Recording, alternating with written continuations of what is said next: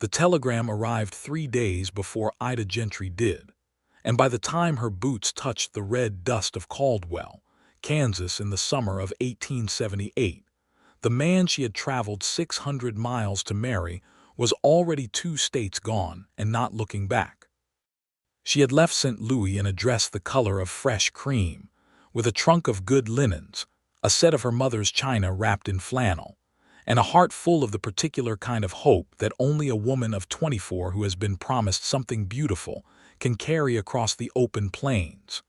Her name was Ida Gentry, though it would have become Ida Hardcastle by Sunday if things had gone the way they were supposed to.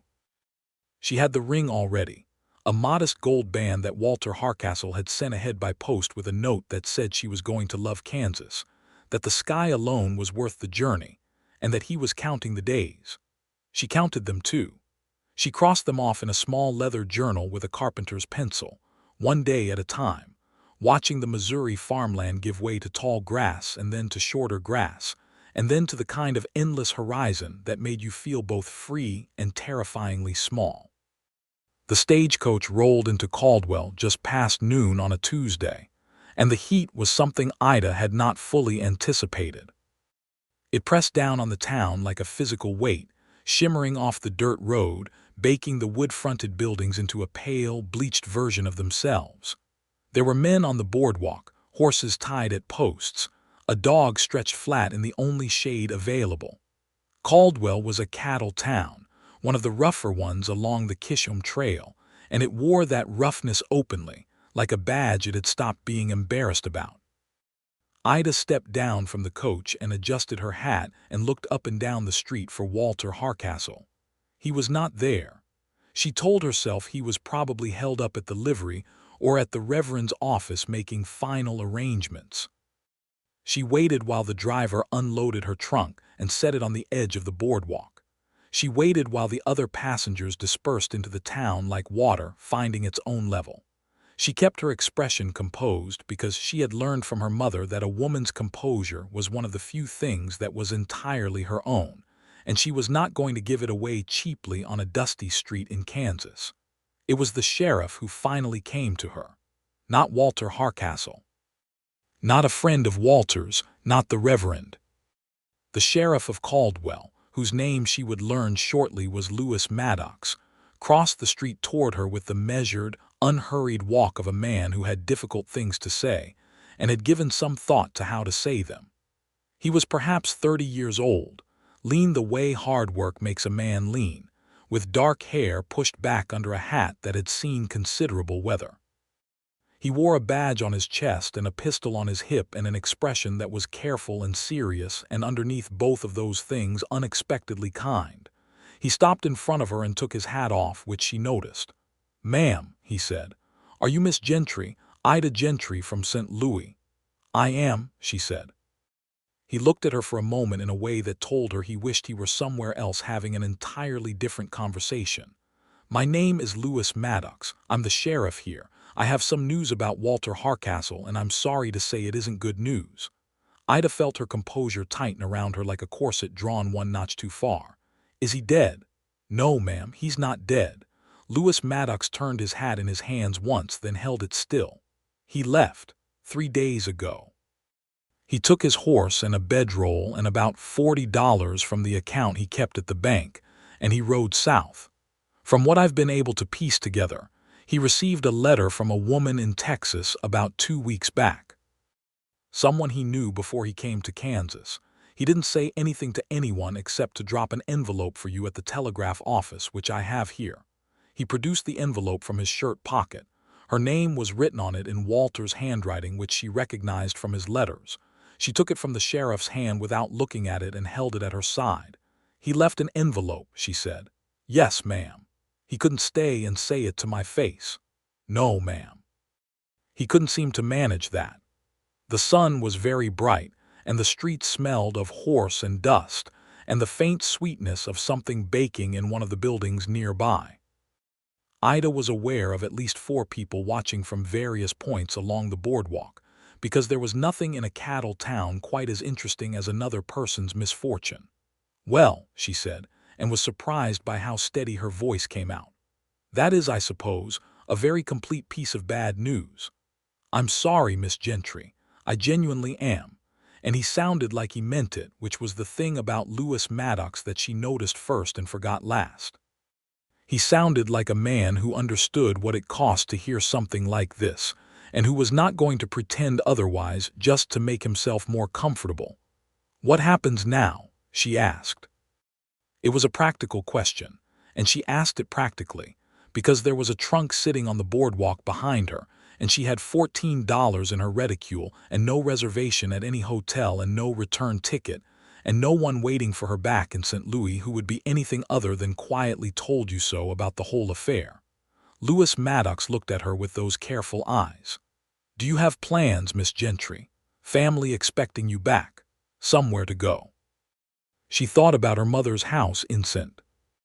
Louis, the small rooms, the way her two younger sisters had already begun to crowd her out simply by growing up and needing space, the polite but persistent pressure of her aunt who ran a seamstress shop and who had offered Ida a position there twice, and who would offer it a third time with considerable satisfaction if Ida came back the same way she left, minus only the hope.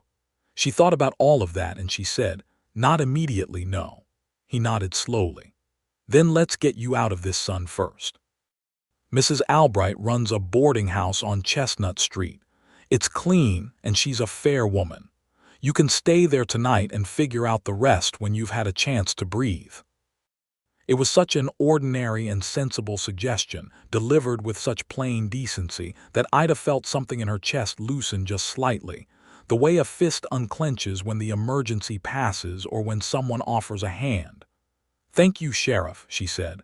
"Lewis," he said, then seemed to catch himself. "Lewis Maddox, but yes, this way."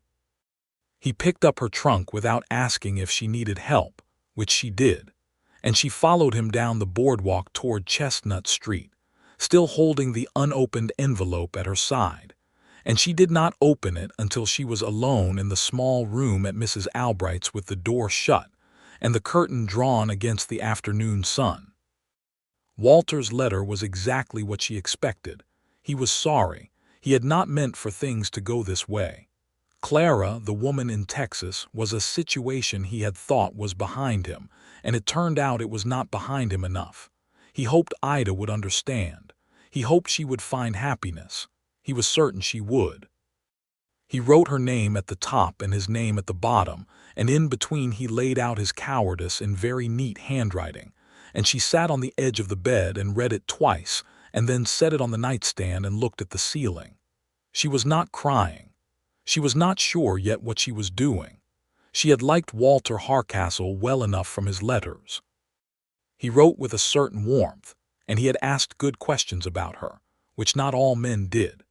She had not been wildly in love with him in the way that she had perhaps once imagined being wildly in love with someone, but she had been willing to grow into love, which was a thing women of her time and situation did as a matter of pragmatism and sometimes found to be enough. She had been willing to come to Kansas and make a life and see what grew.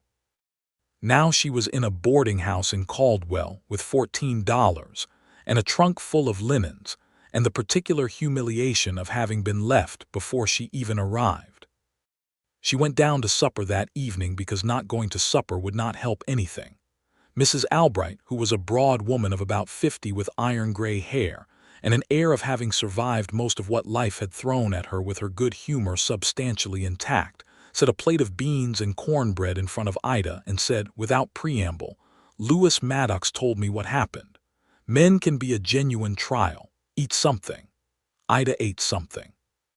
There were two other boarders at the table, a land surveyor named Peterson who was polite but absorbed in some private calculation, and a woman named Ruth Devereaux, who was perhaps 35 and who sold dry goods out of a wagon and traveled a circuit through several Kansas towns.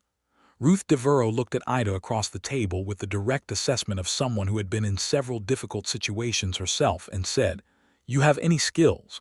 Practical ones, I mean." "I can sew," Ida said. "Well enough to tailor. I can keep accounts. I kept the books for my father's hardware store before he passed."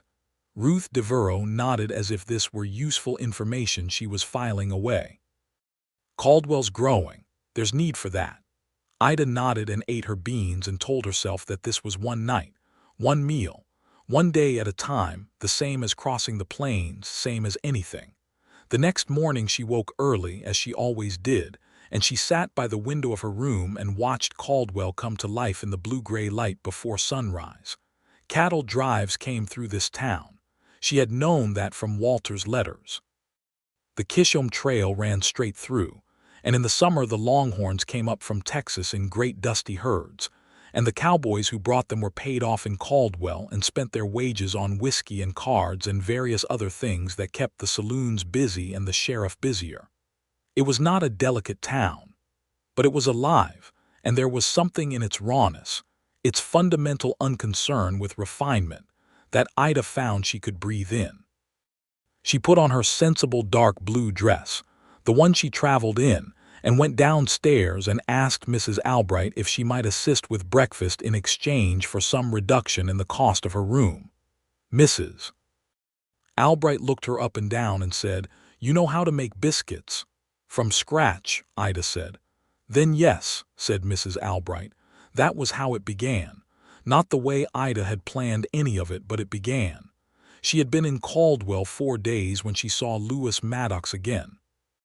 She was coming out of the mercantile with a small wrapped package of thread and needles, having determined that she was going to advertise her services as a seamstress and tailor, because she needed income, and because she was good at it, and because waiting for a better option to present itself was not a strategy she had any patience for.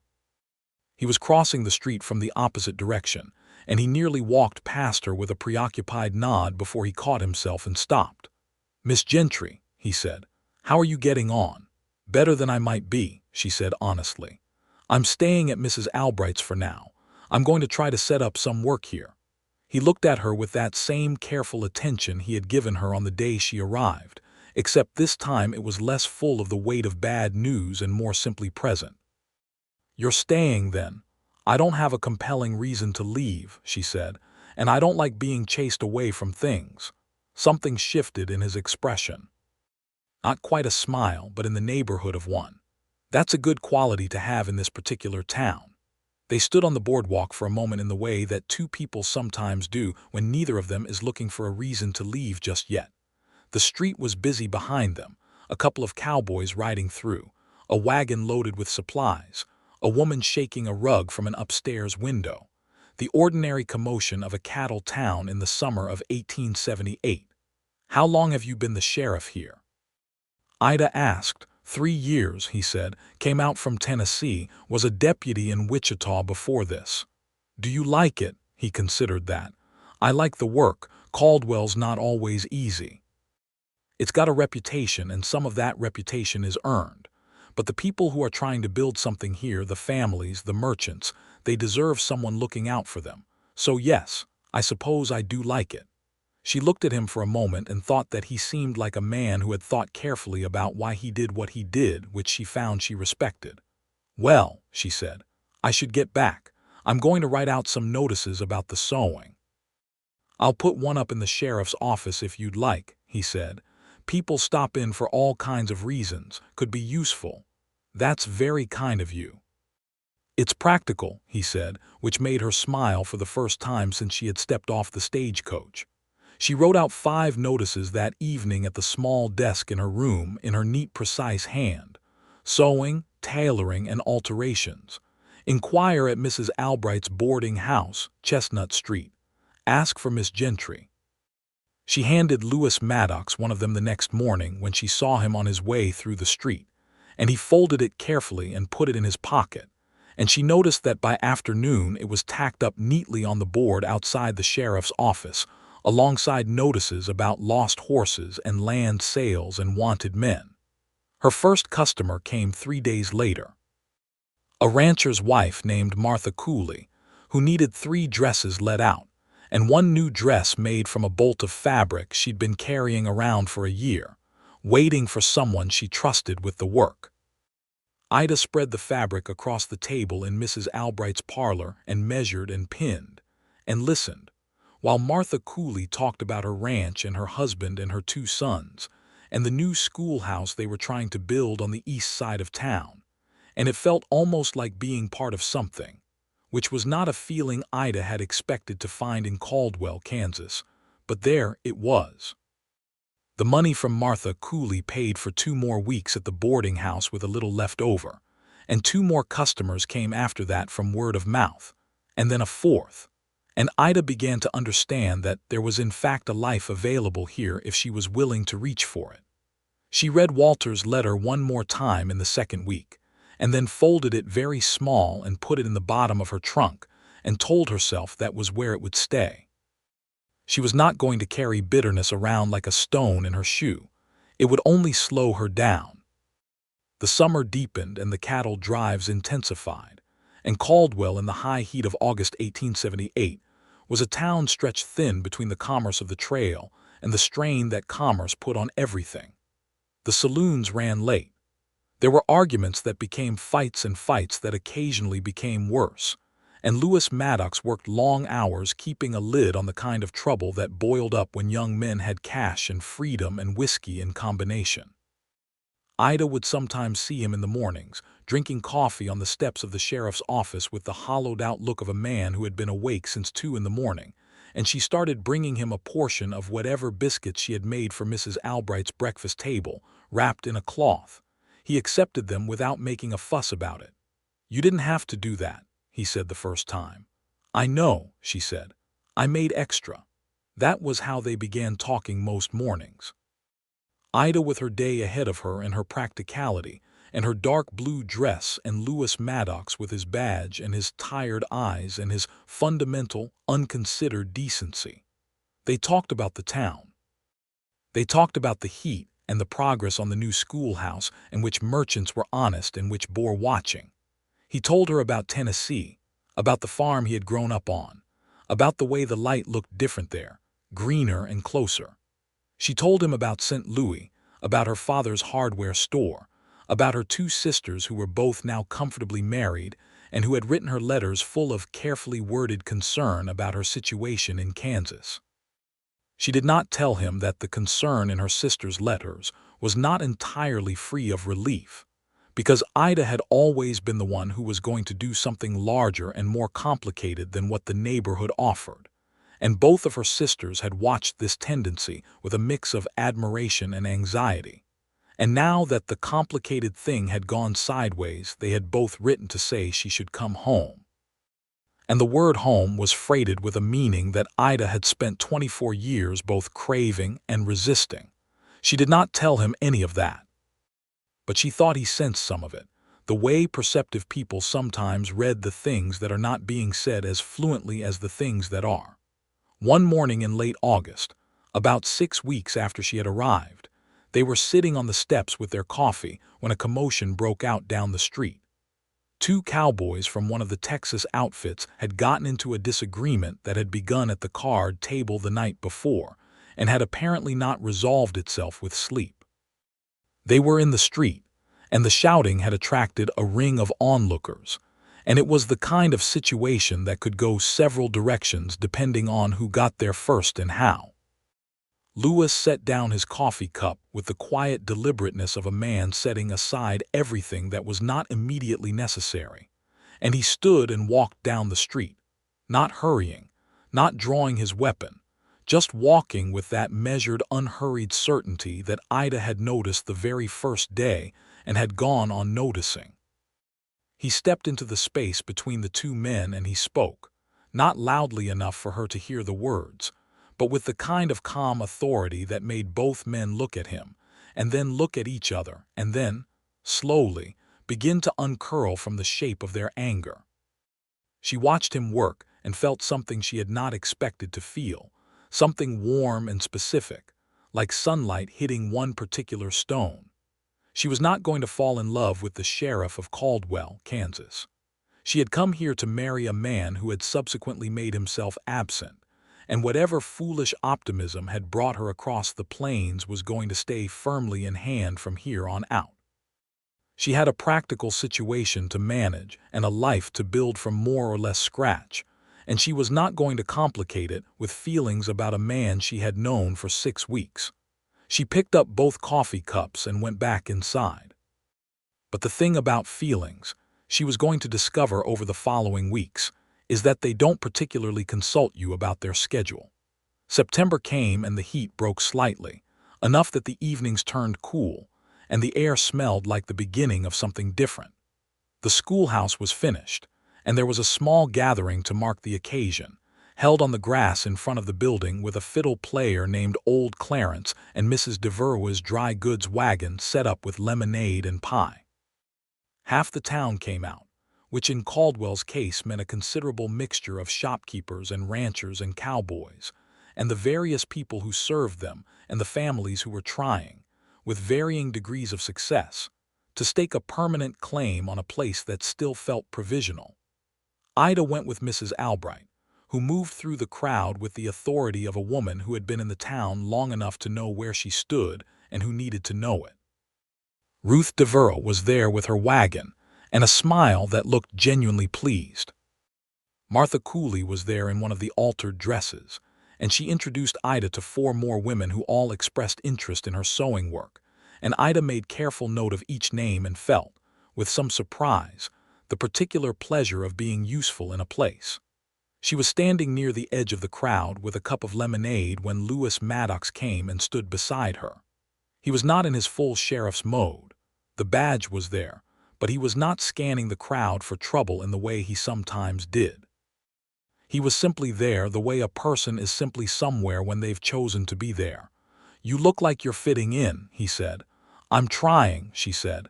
"It's working." She looked at him. He was looking at the crowd, at the children running between the adult legs, at the fiddle player launching into a reel that a few couples were beginning to respond to with tentative steps. The evening light was the kind of golden that the sky over Kansas did better than any place she had seen, wide and warm and extravagant. "Can I ask you something?" she said. "Yes. When you came to tell me about Walter, did you know it was going to be that bad? What I mean is, did you know what I was going to be dealing with? The whole situation of it." He was quiet for a moment. "I knew you were coming a long way to marry a man who had left. I knew you didn't know. I knew you were going to step off that stage with a different set of expectations than what was waiting for you." He paused. "I thought about it quite a bit the night before, how to say it. I don't find those conversations easy." "You did it well," she said. "It's a strange thing to compliment someone on, but you did it with care. It mattered." He looked at her then, directly, in the way he sometimes did that made her feel like she was being seen clearly rather than just looked at. "I'm glad," he said simply. The fiddle player shifted to a slower tune, and several couples on the grass began to move together. Ida thought about how long it had been since she had danced with anyone, 3 years at least, at her cousin's wedding in St. Louis. "I don't suppose you dance, Sheriff," she said. "I'm a passable dancer," he said. "I don't do it often." "Why not?" He seemed to think about this seriously. "I suppose I'm never entirely sure I'm not being watched for professional reasons. It's an occupational hazard." She laughed at that. It came out real and unguarded, the kind of laugh that does not consult you before it arrives, and she saw the look on his face when she did, something quickening in his eyes, something unguarded in return. "I think," she said, "that if the sheriff is seen dancing at the schoolhouse opening, it will be considered a civic contribution rather than a dereliction of duty." He looked at her for a moment. "Well," he said, "when it's framed that way." He offered his hand and she took it, and they moved onto the grass with the other couples, and she discovered that Louis Maddox was considerably better than passable. He danced the way he did most things, with quiet competence and more attentiveness than he let on, keeping her from the uneven patches of ground, adjusting his hold when the song shifted tempo. She was acutely aware of the warmth of his hand at her waist and the particular, nerve-ending level awareness of being close to someone who had recently graduated in her mind, from being simply a decent man to being a man she was paying very specific attention to. They did not speak during the dance. They didn't need to. When the song ended, he stepped back and released her hand with an unhurried deliberateness that she noticed, and they stood there on the grass for just a moment in the residue of the music. "Thank you," she said. "Thank you," he said. They walked back to the edge of the crowd and collected their lemonade and stood there in the golden evening, and Ida thought, "There it is. That is the thing I was telling myself I was not going to feel." October arrived, and with it the end of the Maine cattle season, and Caldwell exhaled. The trailing cowboys headed back south, the saloons quieted to a manageable hum, and the town turned its attention toward winter preparations and the kind of slower, more deliberate life that the plains required from October through March. Ida's sewing work had become steady enough that she had been able to move from the daily arrangement with Mrs. Albright into a weekly rate that was considerably more reasonable, and she had begun to save money in a small tin box she kept in her trunk. She had also taken on the account-keeping for the mercantile, whose owner, a man named Gerald Fitch, was honest enough but innumerate enough to have been losing modest amounts of money simply from arithmetic errors for at least 2 years. She was building something. She could feel the structure of it taking shape around her, like the frame of a house before the walls go up. Louis Maddox had taken to stopping at Mrs. Albright's once or twice a week for supper. Mrs. Albright charged him for the meal, and seemed to take a particular satisfaction in the arrangement that she did not make entirely subtle. He and Ida sat at the same table and talked in the way they had gotten used to talking, easily and with genuine interest. But there was something underneath the ease now that had not been there before the schoolhouse dance, something that both of them were treating carefully, the way you treat a thing you are not sure yet is strong enough to hold weight. One evening in mid-October, after supper, they walked out to the edge of town where the grass began, because the night was clear and the sky over Kansas in October was something that needed no other recommendation. Ida had been in Caldwell nearly 4 months, and she had not once regretted staying, which she had found surprising and then had found it was simply true. They walked side by side with a foot of proper distance between them and the stars overhead in their extravagant prairie display, and Louis said, without preamble, "I should tell you something." "All right," she said. "I have been trying," he said, with the particular careful honesty that she had come to recognize as central to how he operated, "to keep things appropriate, given the circumstances. Given that you arrived here to marry someone else, and it's only been a few months, and I don't want to be the kind of man who takes advantage of a situation." She looked at him. The moonlight was bright enough to see his face clearly. "But," she said, "but I would not be honest with you if I didn't say that I think about you considerably more than is strictly professional." He stopped walking and turned to face her. "And I don't know what you're looking for, or whether you're looking for anything at all, and I'm not asking for anything. I just think you deserve honesty from me, given that the last man who owed you honesty was notably short of it." Ida stood in the short grass under the enormous sky and looked at Louis Maddox and thought about honesty, about what it had cost him to say that plainly, about the fact that he had waited 4 months and had clearly been sitting with this carefully for some time before saying it, which was itself a form of respect. "Louis," she said, "I have been drinking coffee with you every morning for 3 months. I have told you more about myself than I have told most people I have known for years. I danced with you at the schoolhouse, and I have been unable to think about much else since." She paused. "I am not looking for anything recklessly. I learned from the situation with Walter that I am capable of expecting more from something than it contains. I don't want to do that again." "That's fair," he said. "But," she said, and allowed herself a small breath, "I do not think this is that. I do not think you are a man who will send me a letter instead of saying the thing to my face." He was quiet for a moment, and then he said very simply, "I am not." She believed him. That was the part, in retrospect, that she would remember most clearly. How entirely, straightforwardly she believed him. They walked back to town side by side with somewhat less than a foot of distance between them, and at the door of the boarding house he took her hand for a moment and held it, just that, nothing more, and then said good night. And she went upstairs and sat by the window and looked at the dark street and felt, for the first time since she had stepped off the stagecoach in cream-colored dress, genuinely, quietly glad. November came in cold and serious, and Caldwell hunkered down the way Plains towns do, pulling their supplies in close and their social lives down to the radius that cold and dark allowed. There were fewer people on the street and more people in each other's parlors, and the particular intimacy of a small town in winter set in with all its claustrophobic warmth. Ida had accumulated enough work that she was now using Mrs. Albright's parlor 3 mornings a week as a sewing room, spreading her work across the big table and letting customers come and go. And Mrs. Albright had started charging her a small additional fee for the use of the space, and had also started bringing her cups of tea without being asked, which Ida suspected was a form of investment in an enterprise Mrs. Albright had decided to believe in. Louis came by on a Thursday afternoon in early November when the first real cold had set in, and he sat in the parlor while she worked on a man's coat that needed its collar replaced, and they talked for 2 hours about everything and nothing, the way you can when you have gotten past the stage of performing and into the stage of simply being with someone.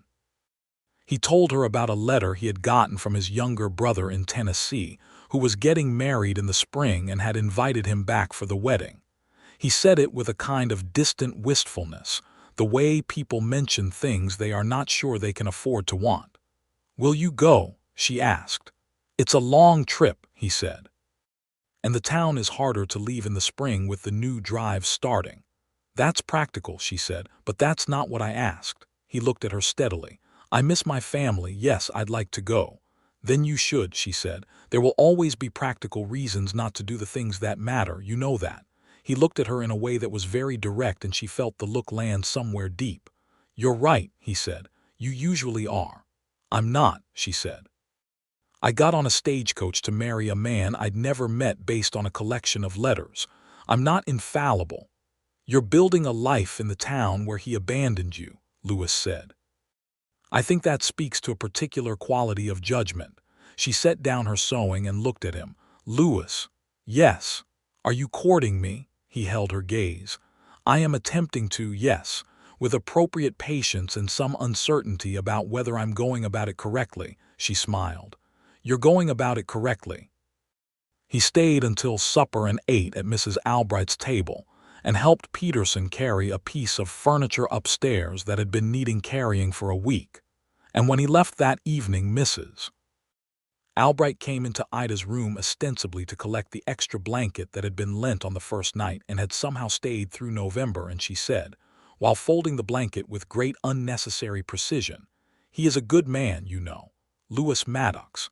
Some men in his position grow hard or grow corrupt, and he has not done either of those things. In 3 years he has been here I have not seen him be unkind to a single person who didn't thoroughly deserve it." "I know," Ida said. "Good," said Mrs. Albright, and took her blanket and left. December brought snow and the particular stillness that snow puts on the plains, and also brought a development that tested the quiet order Louis had been maintaining in Caldwell with such steady effort. A man named Roy Candler, who had been running a gaming operation in one of the saloons with a degree of dishonesty that had so far stayed just inside the bounds of unprovable, crossed into something considerably more serious when one of his associates robbed the bank in broad daylight on the second Thursday of the month. No one was hurt in the robbery, which was something, but $2,000 in cash was gone, and the banker, a nervous man named Briggs, was shaken badly enough that he had to be given a sedative by the town doctor. Louis spent the better part of 2 days riding hard across the winter prairie chasing the associate down, accompanied by 2 deputized men, and when he came back on the 3rd day with the man in custody and most of the money recovered, he looked like something the plains had chewed on and declined to swallow. Ida was at Mrs.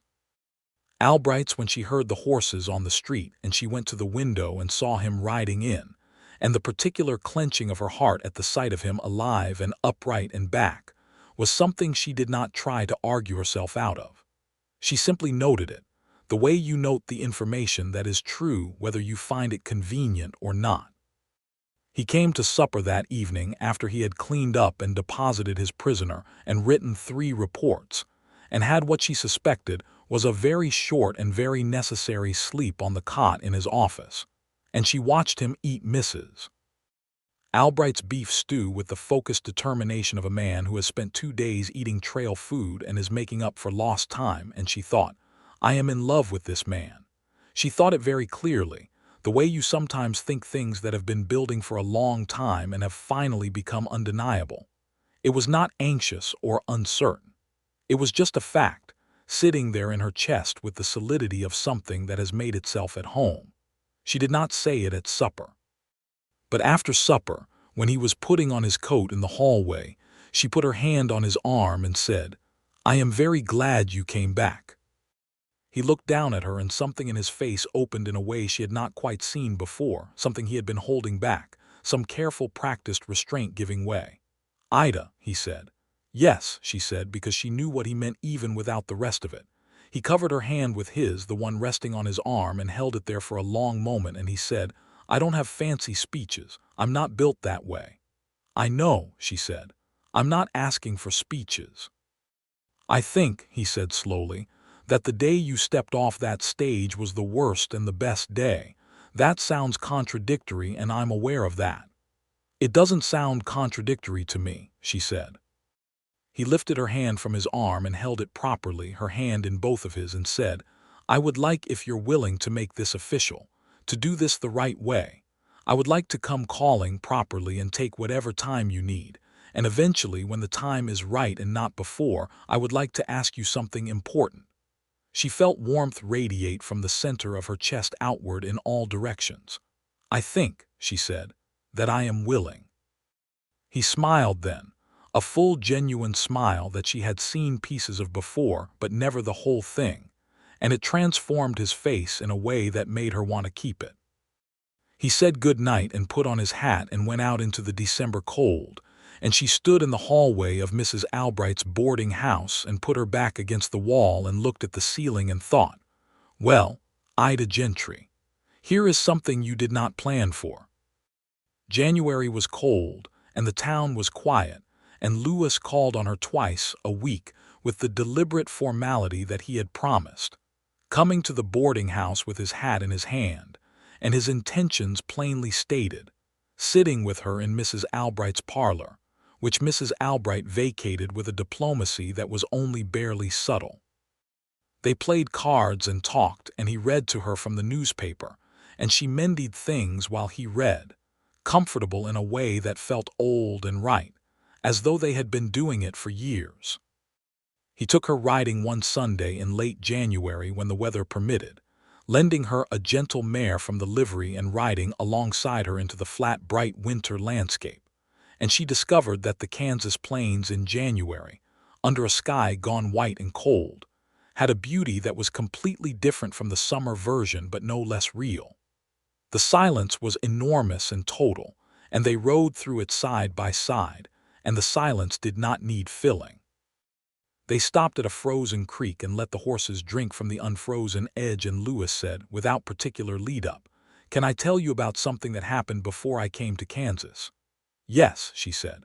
"I was engaged once," he said, "in Wichita, woman named Claire. We were going to be married in the fall of '74, and she changed her mind in August and married someone else, a merchant, considerably more settled life than a deputy sheriff could offer. I don't blame her. But it took me a long time to stop blaming myself, to stop thinking I had done something wrong or that there was something fundamentally lacking in what I could offer." He looked at the frozen creek, and she looked at him and understood that he was telling her this because he needed her to know it, because she had told him things about herself that cost something to tell, and because fairness was a language he was fluent in. "Are you telling me," she said, "because you think it changes something about what you could offer?" "I'm telling you because you told me the truth about yourself," he said, "and I want to give you the same." "It doesn't change anything," she said, "except that now I know you've survived something that might have made a lesser man close off entirely, and you didn't, and that is not a liability. That is a credit." He looked at her with that particular steady directness. "Ida, yes, I am entirely certain that I love you. The winter sky above the frozen creek was pale and absolute, and the horses breathed small clouds of steam, and the world was very still, and Ida sat on the gentle mare and felt the words land and settle and stay. I love you too, she said. I have for a while. I was being careful with it. You can stop being careful with it, he said. I know, she said. I intend to. They rode back to Caldwell, with the winter light going amber behind them, and the town's small warm lights beginning to show in the distance. And Ida thought about what it meant to have arrived in a place under the worst possible circumstances, and found that the place was right, that the terrible and the true had gotten tangled up together the way they sometimes do, and that you cannot always tell them apart until enough time has passed, and you can see that the terrible was only the path to where you were supposed to be. February was winter's last hard push, and March came in uncertain and temperamental the way March does on the plains, alternating between days of strange warmth and sudden returns to cold, as if the season could not quite commit. Ida had enough sewing and accounting work now to be genuinely self-sufficient, a fact that she found she was quietly proud of, not in a way that needed to be stated, but in the way that knowing you can stand on your own feet changes how you choose to walk. She received a letter from her mother in February, the third one since she had arrived, and this one was different from the first two. The first two had been concerned and somewhat fretful. This one was simply her mother's voice, asking careful questions about Caldwell and about her life there, and about the people she had mentioned, and there was one line toward the end that read, "You sound different than you did when you left, steadier. I am glad of it, even if the path was not the one we anticipated." Her mother was a perceptive woman. She wrote back a long letter that told her mother about the sewing and the accounting and Mrs. Albright and Ruth Devereaux, who had become a genuine friend over the months of her visits through town, and she wrote about Louis, carefully and honestly, because her mother had always deserved honesty from her even when it was complicated. And she said that she thought she was going to be in Caldwell for some time, and that she thought this was a good thing, and that she hoped her mother would come and visit when the weather turned. March gave way to April, and April in Kansas was the season that justified everything that had come before.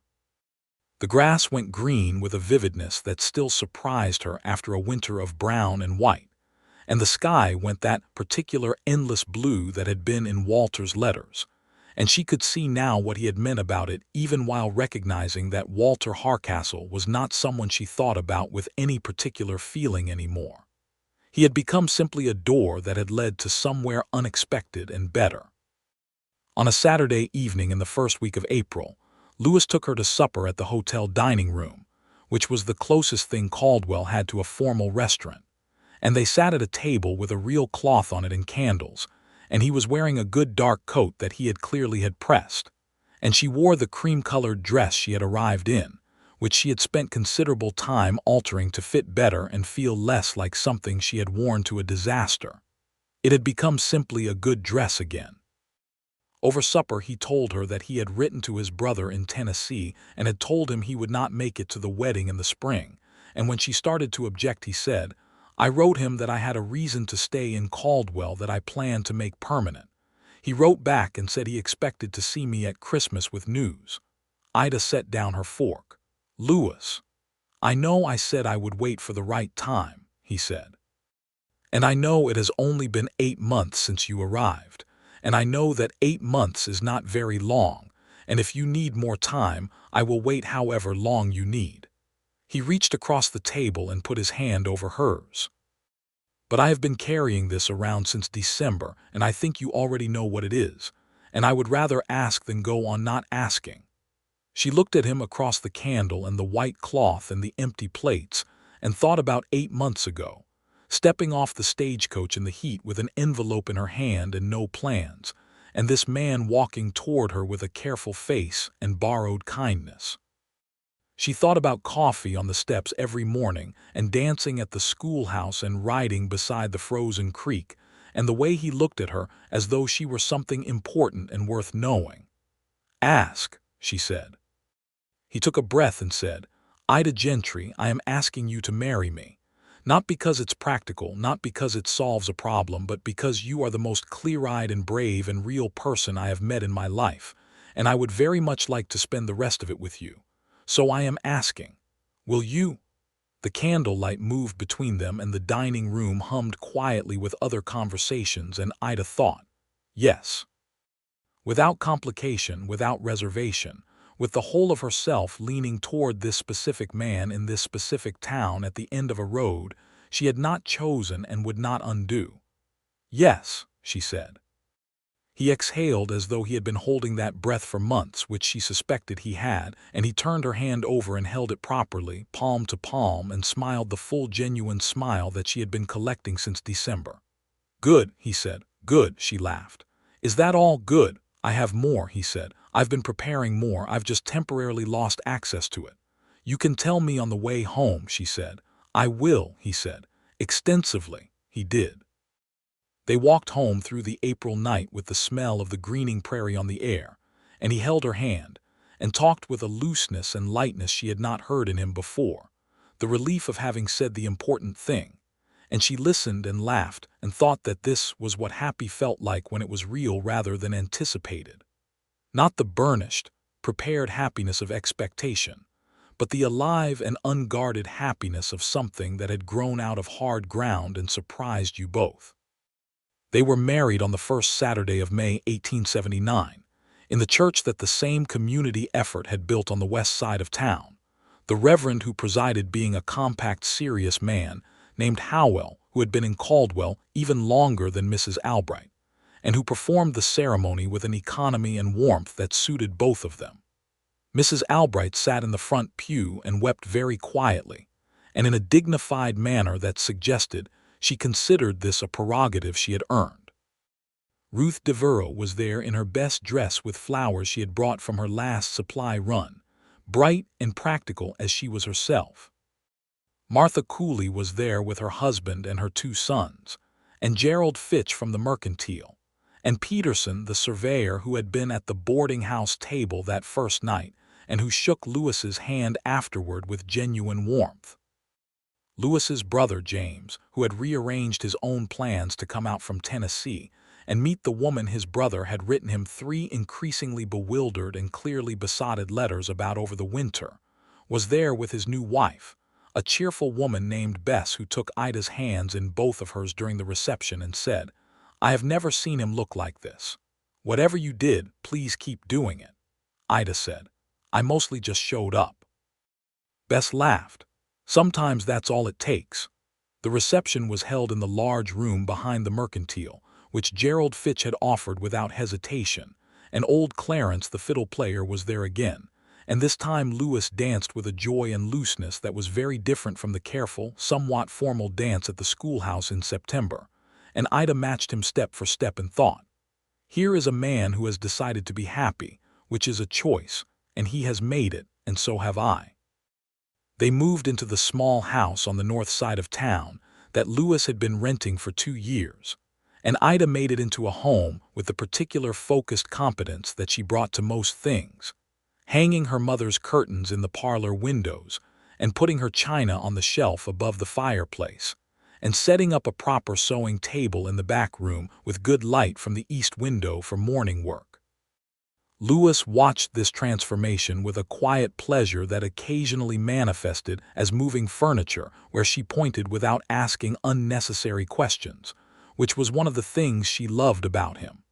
She kept her sewing and her accounting work. It had not occurred to her to stop, and he had not suggested it, which she found she was very grateful for. The work was hers and it mattered to her, and she was good at it, and they had arrived without discussion at an understanding that her independence was a thing they were both invested in rather than a problem to be solved. That understanding was, she thought, one of the foundations of them. Summer came again, her second summer in Caldwell, and the cattle drives resumed and the town filled back up with its seasonal energy, and she watched Lewis manage it with the same steady competence he always brought to the work, and felt a quiet pride that she didn't need to announce to anyone. She simply felt it. The injustices of the trail were not invisible to her. She watched the cowboys come through, many of them young, some of them barely more than boys, and she knew from the conversations she had with Lewis over supper, and from the things she heard at the mercantile and the boarding house, that many of the men who did the hardest work of driving the cattle from Texas to Kansas were paid the least and protected by law the least, and had the narrowest margins between their labor and their nothing.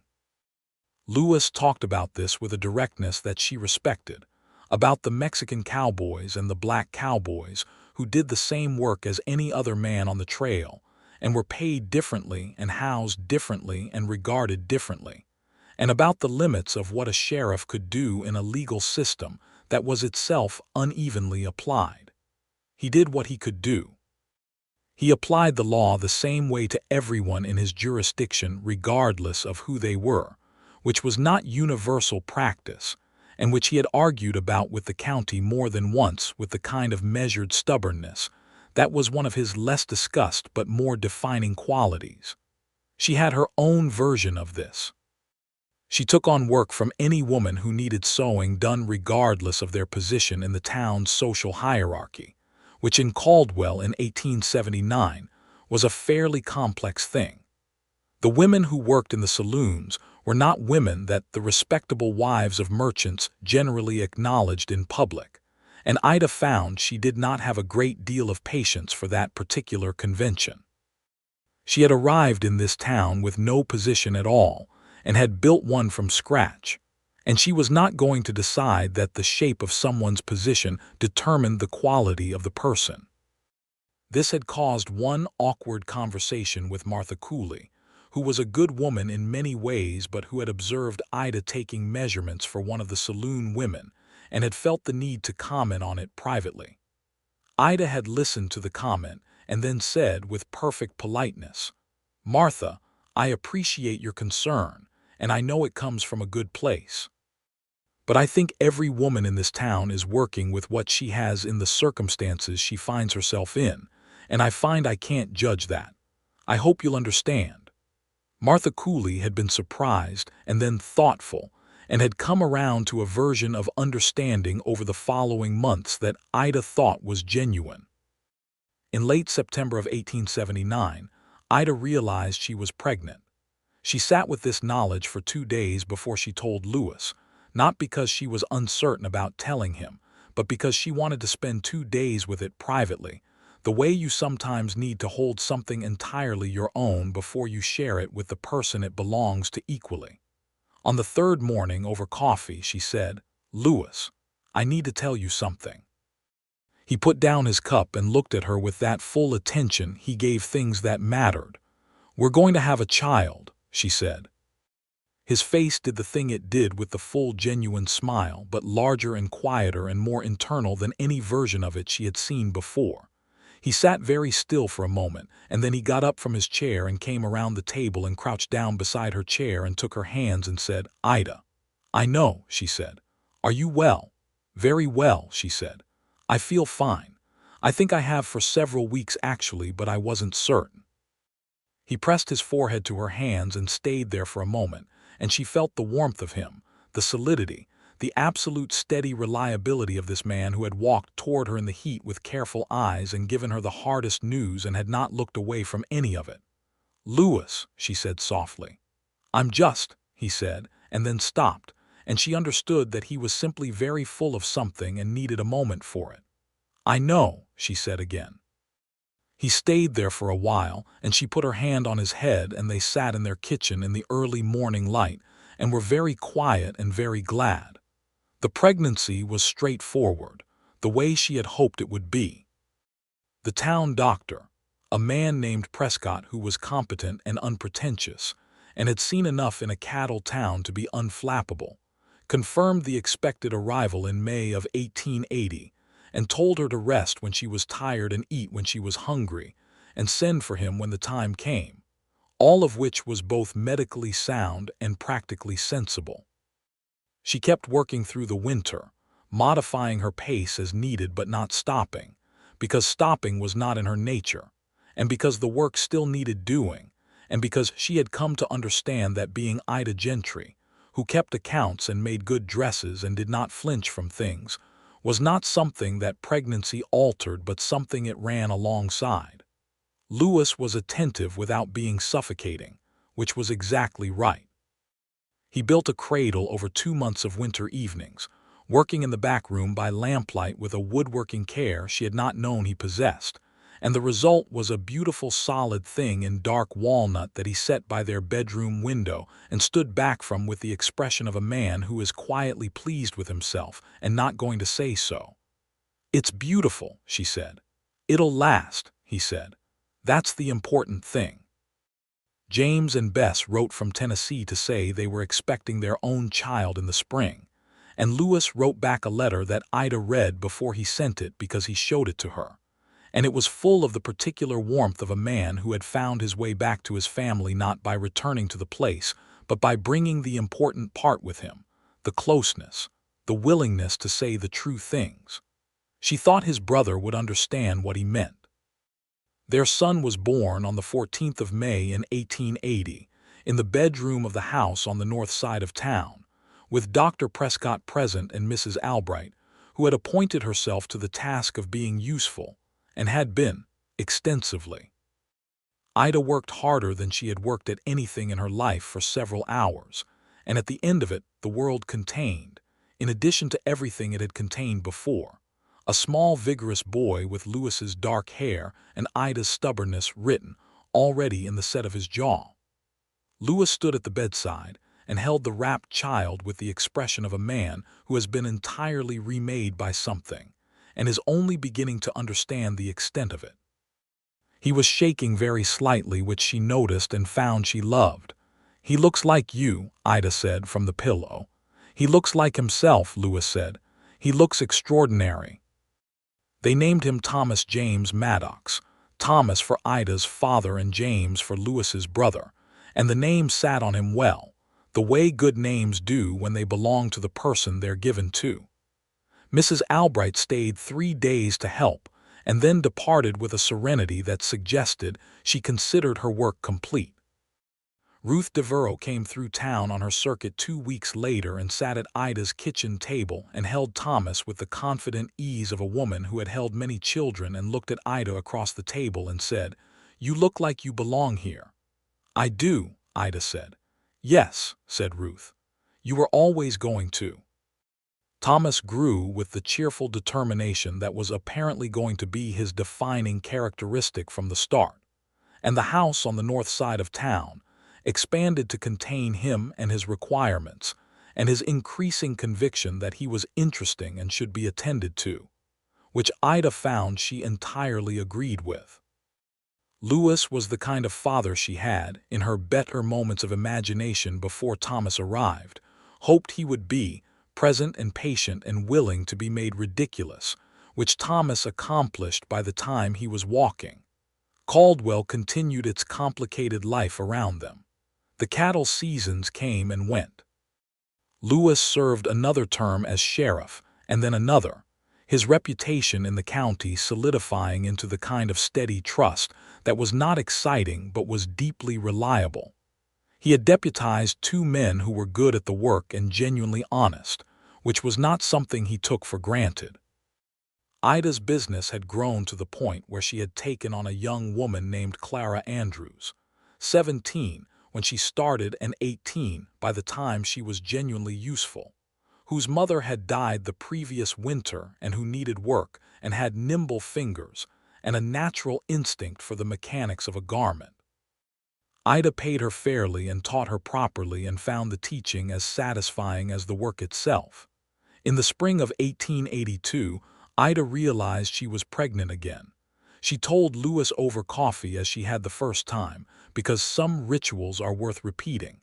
He smiled the same quiet inward smile and took her hands, and she thought, "Here we are, still." Their second child was a girl, born in November of 1882, and they named her Eleanor Ruth. Eleanor for Louis's mother, who had died when he was 12, and Ruth for the woman who had looked at Ida across a boarding house supper table in her first week in Caldwell, and asked if she had practical skills. Ruth Devereux, when she came through on her circuit in the spring and was told, was uncharacteristically speechless for approximately 4 seconds and then said, very quietly, "That is a considerable honor. I will try to deserve it." "You already have," Ida said, "many times over." Thomas was 2.5 when Alina was born, and regarded her with the wariness of someone encountering an unexpected development in a project he thought he had a handle on, and then with the growing conviction that she was, in fact, interesting, which was the right conclusion and one he arrived at permanently before she was 6 months old. The house on the north side of Caldwell was full and warm and real in the way that only things you have built yourself, stone by stone and day by day, can be real. Ida sat in the evening light sometimes, at the table with Thomas coloring on a sheet of paper and Alina, in the cradle that Louis had made and Louis across the table reading, and she would think about the woman who had stepped off the stagecoach in the cream-colored dress with the unopened envelope at her side and no plans, and she would think, look. Not with triumph, because that was not the right note, with gratitude. Immense, specific, unhurried gratitude for the exact sequence of events that had led from that moment to this one, for the terrible and the true getting tangled up together, and sorting themselves out into something she would not trade for any alternative version. Louis looked up from his book one evening in the winter of 1882, with Alina asleep and Thomas building something elaborate out of sticks on the parlor floor, and he caught her looking at him and he said, "What?" "Nothing," she said. "I'm just glad."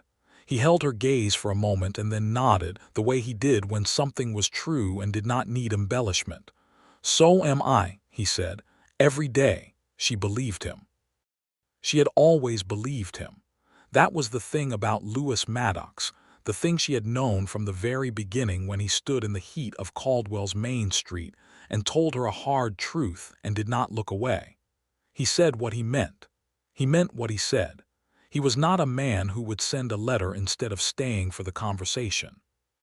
She had come to Kansas to marry a man she had never met, and she had found instead a man she knew entirely, as she had come to know him, through coffee and honesty and shared silences and one dance under a September sky and 2 children and several winters and the accumulated daily weight of choosing each other, which was not the planned version of any of it, but was the true version. And the true version, Ida Gentry had concluded, was better. She reached across the table and put her hand over Louis's where it rested beside his book, and he turned his hand over and held hers without looking up, without interrupting his reading, because they had gotten to that place, the place where love is not always a dramatic gesture, but sometimes just a hand on a table in the lamplight while the snow falls outside and the children breathe and the world is, for this hour, entirely all right. Thomas knocked his stick construction over and looked at it thoughtfully and began again. Alina made a small sound in her cradle and settled back into sleep. The lamp burned steadily. Outside, the Kansas sky was enormous and dark and full of more stars than any one person could count in a lifetime. Ida looked at the man across the table, her husband, the sheriff, the man who had walked toward her on the worst day with kindness already in his hands, and she thought, I would do all of it again. Every mile, every hard moment, every day that led from there to here. And she held his hand in the lamplight and let Caldwell, Kansas and the life she had built in it fold around her like something she had always been meant to wear, and felt, with the whole of herself, at home. The years settled themselves around the Maddox family the way good years do, not with the loud punctuation of events, but with the quieter music of ordinary days made extraordinary by the people in them. Thomas grew tall and curious, with his mother's precision and his father's steadiness, and began accompanying Louis on his rounds through town by the time he was 6, asking questions with a relentless specificity that Louis answered with patience and humor. Alina developed an early and formidable personality that expressed itself in opinions about everything, delivered with a directness that Ida found both familiar and amusing. The children filled the house with the specific beautiful noise of children who are genuinely at home in their lives. Ida's sewing and accounting work had grown steadily, and by 1884 she had taught Clara Andrews everything she knew about the tailoring work, and Clara was handling much of it herself, which freed Ida to take on more of the accounting side, which she had discovered she loved with a specificity she hadn't fully anticipated. Numbers told the truth. They did not flatter or equivocate. She had taken on the accounts for 4 businesses in Caldwell by that point, and was managing a circuit of her own, different from Ruth Devereux's but parallel in its spirit, a regular route of work and relationship that made her feel threaded into the fabric of the town. Ruth Devereux herself had finally settled in Caldwell in 1883, buying the small building next to Fitch's Mercantile and establishing a permanent dry goods shop after years of the wagon circuit. She and Ida had supper together once a week with the ease of a friendship that had been tested in its earliest days by Ida's circumstances and had held, and was the stronger for it. Ruth was 40 now and contentedly unmarried and said so, which Ida respected, because Ruth was a woman who had made a deliberate life and wore it comfortably. Lewis's brother James visited with Bess and their 2 children in the summer of 1884, and the house on the north side was full to a degree that required the McAllisters next door to lend a cot and a chair. And the evenings on the porch that week were loud and long and warm, and Lewis had a look throughout that week that Ida recognized as happiness so complete it was nearly shy about itself. On the last evening of James's visit, after the children were in bed and Bess had gone up, and James and Lewis and Ida were on the porch with the night air going cool and the stars out in their full summer splendor, James said to his brother, "I need you to know something. When you wrote me that first letter about her, I thought you'd lost your mind. Some woman off the stagecoach with a trunk and a bad situation, and you were already gone over her." Lewis said without particular defensiveness, "I was not gone over her yet at that point." "You were," said James. "It was in every sentence. Anyway, I just want to say I was right to think so." Lewis looked at Ida across the porch, and she looked back at him, and between them in the warm dark was the whole of it, the 6 years and the 2 children and the every morning and the every evening and the 1,000 ordinary days that were the real architecture of a life. "Yes," said Lewis, "you were." James left the next morning, and Lewis stood on the street and watched the wagon go until it rounded the corner toward the south road, and then he came back inside and found Ida at the stove, and he put his arms around her from behind and held her there for a moment, just held her, and she put her hands over his and leaned back into him and thought, "This is what I came here for." Not Walter Harcastle, not the plan that fell apart on a dusty street in the summer of 1878. This. She had come to find the groom gone and found instead a man who would not go, who had put himself in front of her on the worst day with honesty and kindness, and had stayed there, steady as the Kansas sky is wide, and had given her a life she would not have known to choose and would not trade for anything simpler or safer or more expected. In November of 1884, Lewis was re-elected sheriff by the largest margin yet, and the town held a small gathering at the hotel dining room to mark it, the same dining room where he had asked her to marry him 5 years ago, and she sat across from him at a table full of their friends and neighbors, and watched him, accept the congratulations of people who relied on him with the same quiet, unpretentious dignity that was as much a part of him as his dark hair or his careful eyes. And she felt the familiar, specific warmth that she had been feeling for 6 years, and intended to go on feeling. She leaned across the table at one point and said quietly, "You know what I was thinking about on the way here." "Tell me," he said. "The first morning," she said, "when I came downstairs at Mrs. Albright's and you were outside and I brought you the biscuits, I thought I was just being practical." He smiled. "You were very determined to be practical about everything." "I was protecting myself," she said, "after Walter." "I know," he said. "It didn't work," she said. "I'm very glad," he said. She laughed and he laughed, and the table around them continued its conversation, and the dining room hummed with the warmth of a winter evening, and the particular good noise of people who have built something together in a place that was still new enough to feel like possibility. That night, after the children were asleep and the house was quiet, Ida sat by the window of the bedroom, the same window the walnut cradle had stood by when Thomas was born, now standing in the corner with Eleanor's rag doll, propped carefully in it by Eleanor herself, who had decided the cradle was the doll's proper home.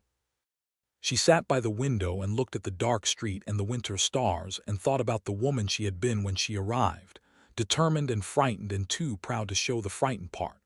Louis came and stood behind her and put his hand on her shoulder, and she covered it with hers, and they looked at the town together, their town, the one that had been hard and uncertain and had turned out to be the exact right place.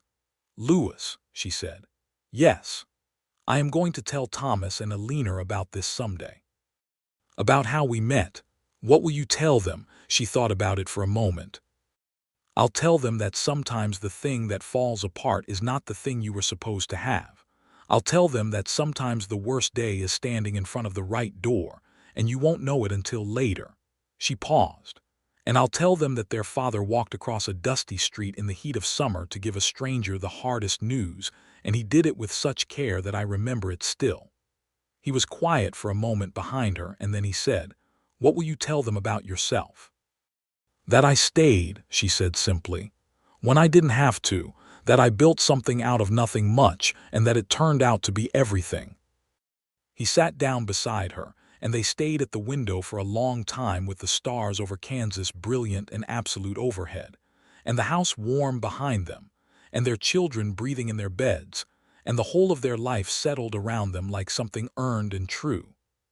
Ida Gentry, who had come to Kansas with a cream-colored dress and a trunk of good linens and $14 and a heart full of complicated hope, had stayed, had built, had loved and been loved, in the full and unhurried and daily way that turned out to be the only kind worth having. The sky over Caldwell was exactly as enormous as Walter Harcastle had promised in his letters, and the rest of it, all of the rest of it, was better than anything he had promised or she had known to want. And in the morning she would wake early, as she always did, and the light would come through the east window onto the sewing table in the back room, and Louis would be making coffee in the kitchen, and Thomas would be the first of the children up, because he was always the first up, and Eleanor would be the last, because she was always the last, and the day would be ordinary and real and hers, and that was enough. That was, in fact, precisely enough.